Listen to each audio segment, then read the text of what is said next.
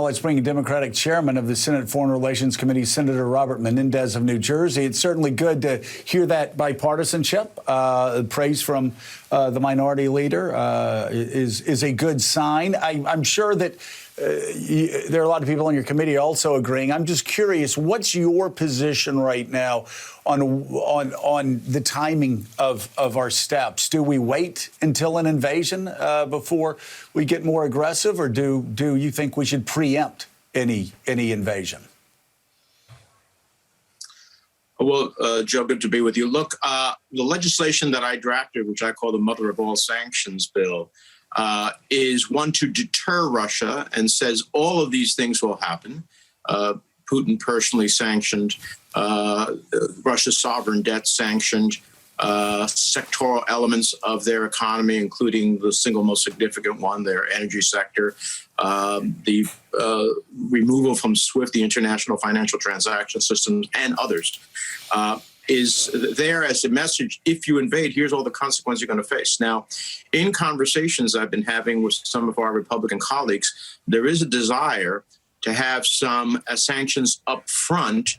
And I think that there is a sector of sanctions, for example, for the cyber attacks that are taking place by Russia against Ukraine, for undermining attempting to undermine the Ukrainian government, as was put out there, the false flag operations. Those are all potentially opportunities to include in the legislation sanctions that would go into effect immediately. So I think we have a hybrid opportunity, one that hits hard at the beginning and hits even more devastatingly afterwards. Senator, good morning. It's Willie Geist. You're the chairman of this committee. You've got access to a ton of information. You've been at this a while. You've watched Russia. You've watched President Putin as well.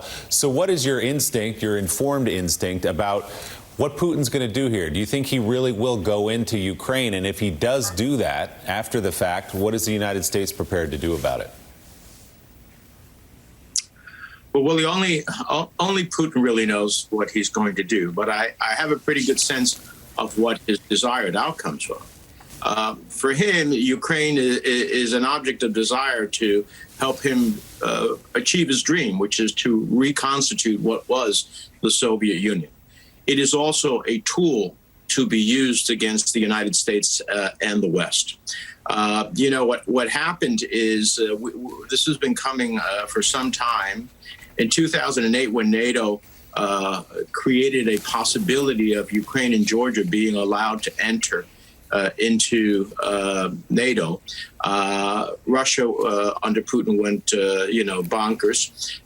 They invaded Georgia. Ukraine stepped back and then tried to create a pact with the European Union. And then, in 2014, Putin took Crimea.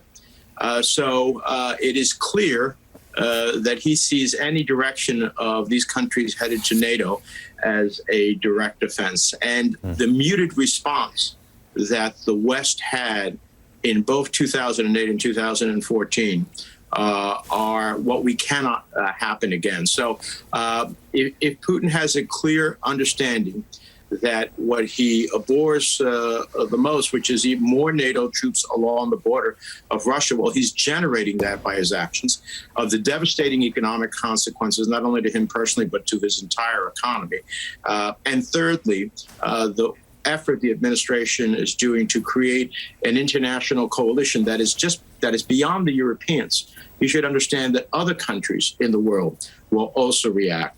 That is our best chance of having Putin deter from invading Ukraine, recalculating, and then pursuing whatever security concerns he has in a way that ultimately can be done through negotiation.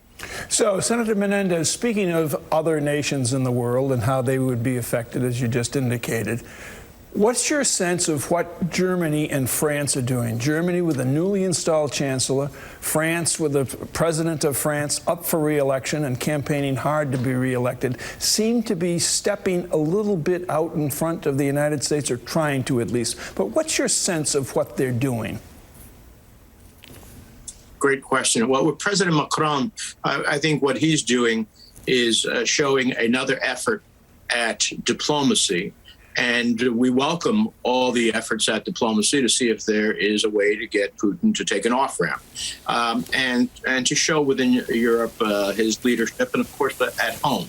So I don't see that as really stepping outside or ahead of the United States. I think it's in coordination with the United States, and so that's welcome. In Germany, what we have is, of course, a coalition government. Scholz is the chancellor, is from one part of what Angela Merkel's background pedigree is like. And then, of course, the foreign minister is far more forward-leaning as it relates to dealing a heavy blow to Russia if it invades. And so I think between that and energy challenges in Germany, they're thinking their way forward. But as I have said to some of my counterparts in Germany and elsewhere, you cannot have a Munich moment. If you think that constant appeasement of Putin is going to solve the problem, then you will find him knocking at your door, and that is what Europe has to determine now. And I think at the end of the day, they'll make the right decisions. You know, since the end of the Second World War, the Germans, West Germany, one of our best allies, a great ally, and the Germans have been for the most part since '45. I'm just curious, how disappointed are you in the fact that Germany continues to drag their feet? The fact that we actually have countries that have to fly around German airspace. It's like we're talking about Iran here.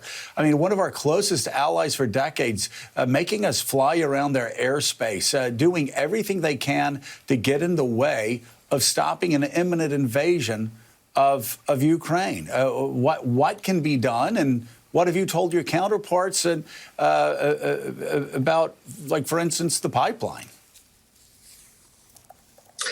Well, what we've told them is that you cannot appease Putin. At the end of the day, Putin only understands strength, number one.